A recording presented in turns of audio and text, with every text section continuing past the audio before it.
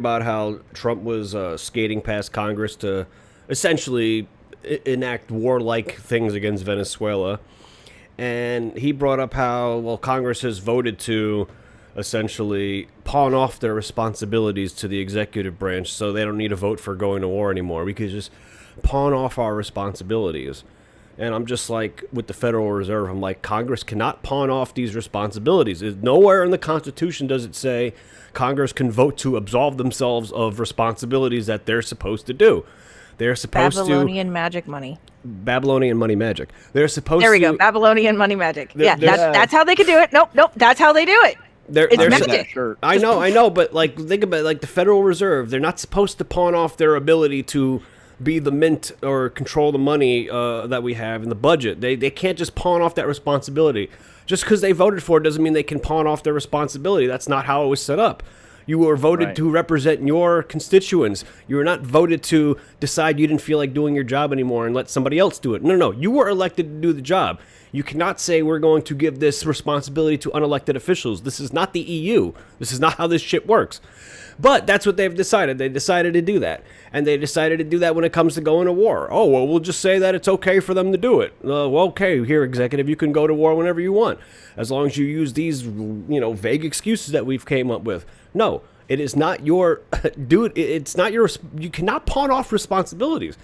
Why are these people even elected if they're just going to continue to vote to pawn off their responsibilities?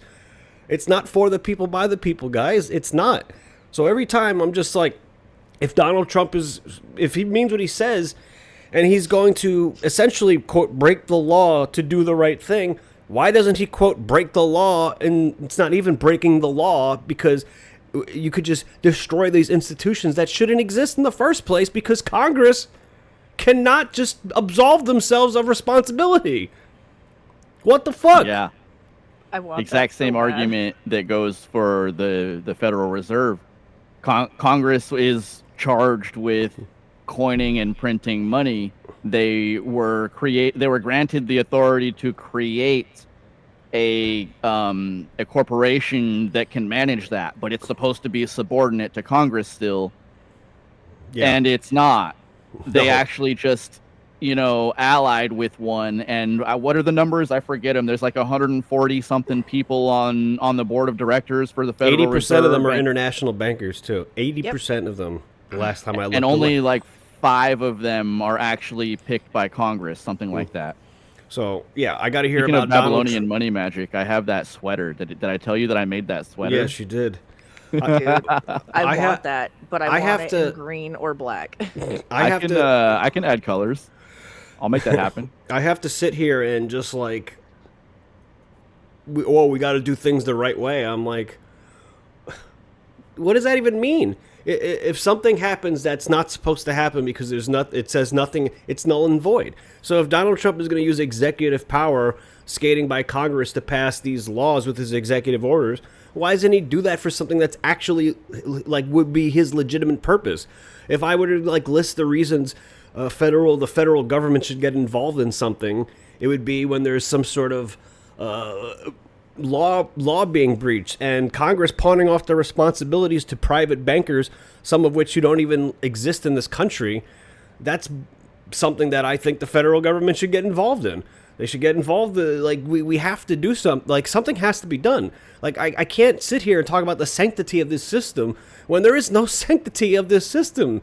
For the last 125 years, it's just been pissed on and shit on, and we're still propping it up like it's like a fucking high school prom queen or something. It's like, no, bro, it's a 45-year-old heroin addict. Like, what the fuck? It's a 45-year-old heroin addict who's like sold one of their kidneys, and we're like protecting it like it's a fucking monolith or something. And it's like, the people in our own government literally take advantage of the government system so they can get rich, so that their big corporate buddies can get rich. And we're sitting here still fucking trying to figure out the rules of the game. There are no fucking rules of this game, dude. So when Donald Trump is doing this, that, and the third, trying to figure out how we're gonna, get rid of Maduro in Venezuela, I'm just like, bro, what the fuck? You utilize this overreaching shit to crush these institutions that shouldn't even exist. What the fuck? I just don't understand. Yeah, this is why I keep saying 1803 Marbury versus Madison. The Supreme Court decision says any law repugnant to the Constitution is null and void. The answer's already there. We just have to stop being pussies and actually hold the government accountable. Like, I gotta hear, like, oh, well, Donald Trump has to repeal the NFA or something. Like, it shouldn't exist! It's all unconstitutional. It doesn't exist. It's fake. Jesus Christ, it's fake. You cannot pawn off your responsibilities as the government to unelected officials. That's exactly what they've done. It's what they've done. I have a question then. Since it's fake and it's fake and gay and it's null and void, what happens when we remove that? Because it's technically a pillar that we've built an economic society on. So when you remove that, what happens? Just fucking, I've thought about this and I don't have the correct answer to it. This is something that I think me and Sean, whenever I get to 1,000 followers and do a 24-hour stream, watch along for the Moneylenders documentary is one of the things that I want to do during it.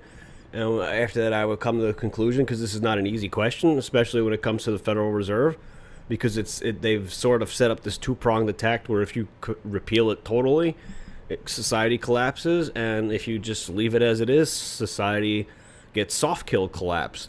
So, right. They've really put us in a catch-22. They got you by the balls. So I thought maybe, perhaps I'm wrong with this, but maybe the easiest thing would be to, whatever's there right now, just leave it there, and then nothing else, and just destroy it. Whatever fake fiat money we have right now, just leave it, and then that's it.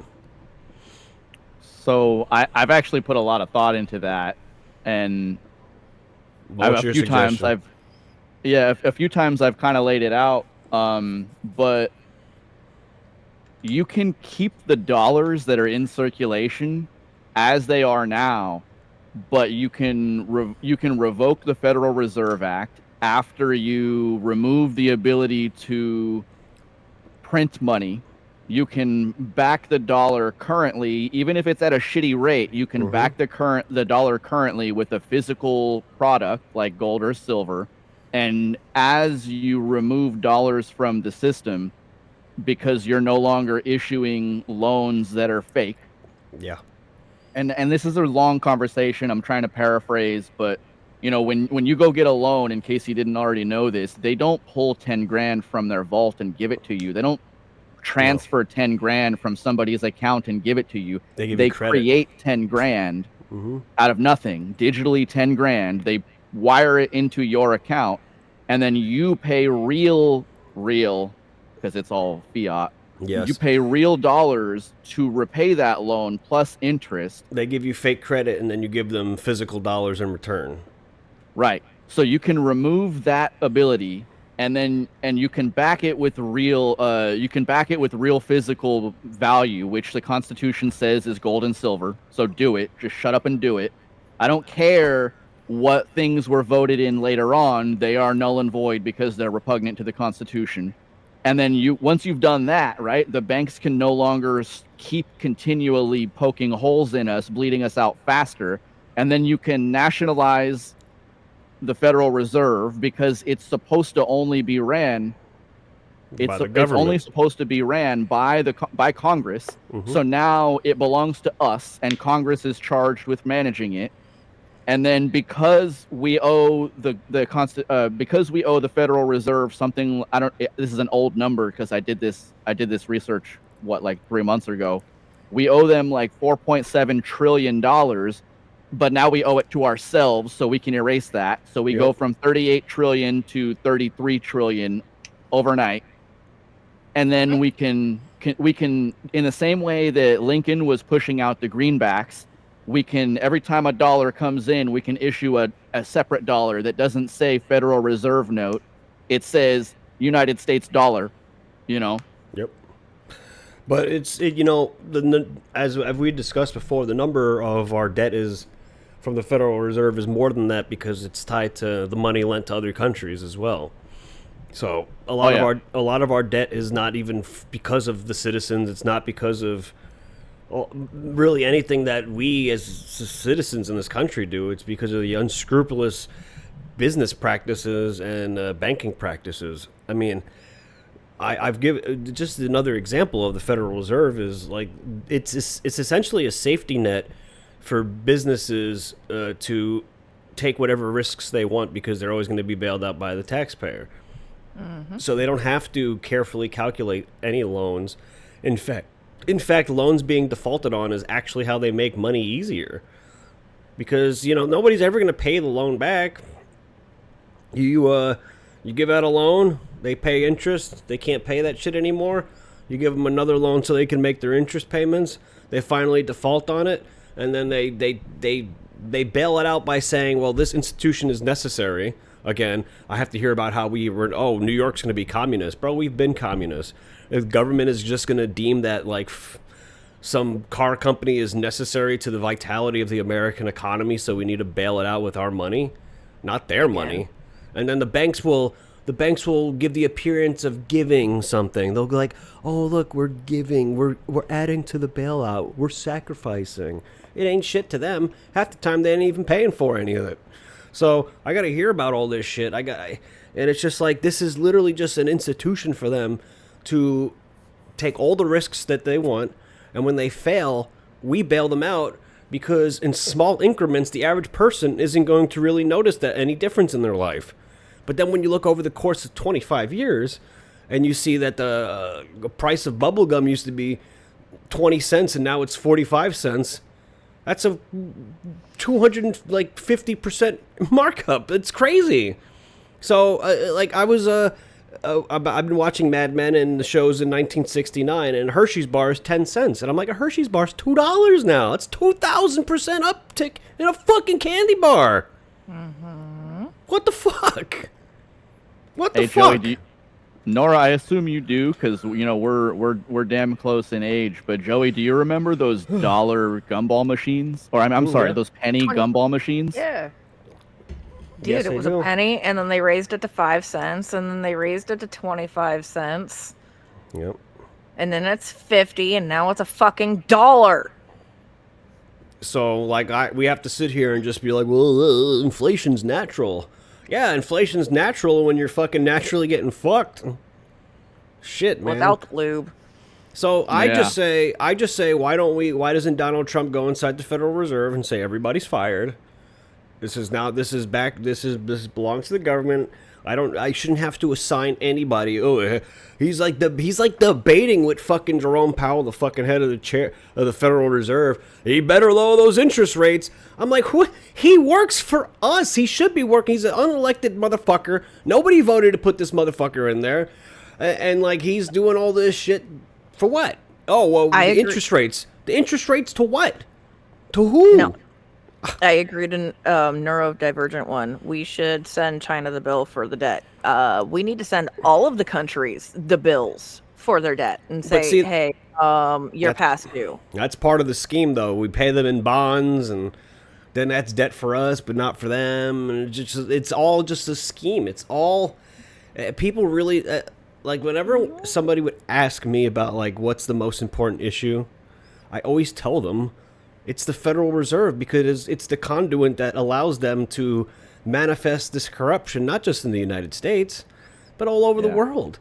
I have another book. I have another book about the history of central banking in specific countries, not the overarching. Not the Creature of Jekyll Island is more so geared towards the Federal Reserve and the damage of the Federal Reserve. But there's another book I have about the history of central banks over the last 2 millennia, and it's just like every fucking time a country is collapsing, it's because they are in debt to some sort of centralized banking, and it's just crazy. It's this Babylonian money magic, bro. That's what it is. All the fucking time is they convince normal people that they can just make up money out of nothing, and once people accept that, that's when everything starts to fucking go boo. Yeah, Babylonian money magic is evil. Yep. So that really just brings me back to the point of we just let Congress just votes to absolve themselves of responsibility. So if they're going to vote to absolve themselves of responsibility and pawn off their duties to either the executive branch or big private corporations. I say this is not a government for the people by the people, and I think that's. I don't think I'm making much of a stretch there.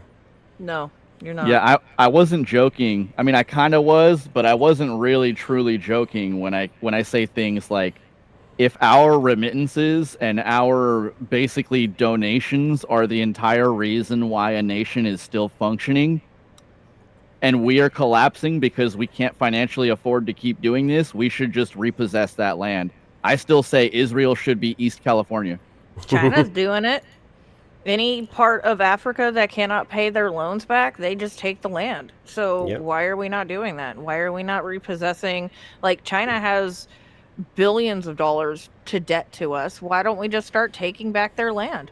Well, that one's a little bit more difficult, but as I far don't- if- You know what? If they're going to do it to other people, we can just turn around is fair play. because then we have media figures in this country that are like, colonization's bad. They will call it colonization, and then people's buttholes will get fucking tense.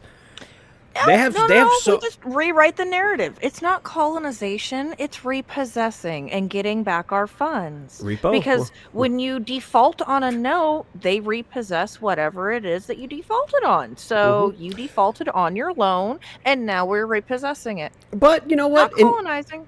But in fairness to these other countries, they were manipulated by the same thing that the American people were manipulated by. So I would just call it a truce and say, first of all, we could just say the debt is clear because it's all fake money anyway. So who cares? Who do we owe the money to? Nobody. It's not real.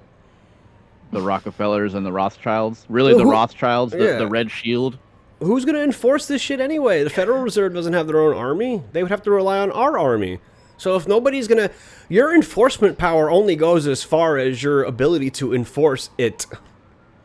If you can't enforce it, it doesn't matter. This is something the criminals have realized in New York and Los Angeles and parts of California as well. There's not enough police on the ground. The corrupt DAs aren't going to do their duty and keep people in jail. Criminals have realized they literally can't enforce the law. So they're only going to enforce the law against people who they know won't fight back because they have some sort of, we got to do things the right way type. So that's what they always do. It's always go, well, we got to do our job somehow. So they go after the easiest targets. And that's what they're doing with the immigration too, going after the easiest targets. They're not going after the most violent ones. Those are the ones that need to get taken out first. So you talk about a priority list. You got to get rid of the drug cartels, the gang members, the violent ones, the rapists. Get rid of those fucking people first, because they're the ones causing the big amount of problems. And then we can start getting rid of the tax frauders and the fucking other types. But the immediate violence is what usually, that's the stuff that makes the front page. That's the shit that scares people.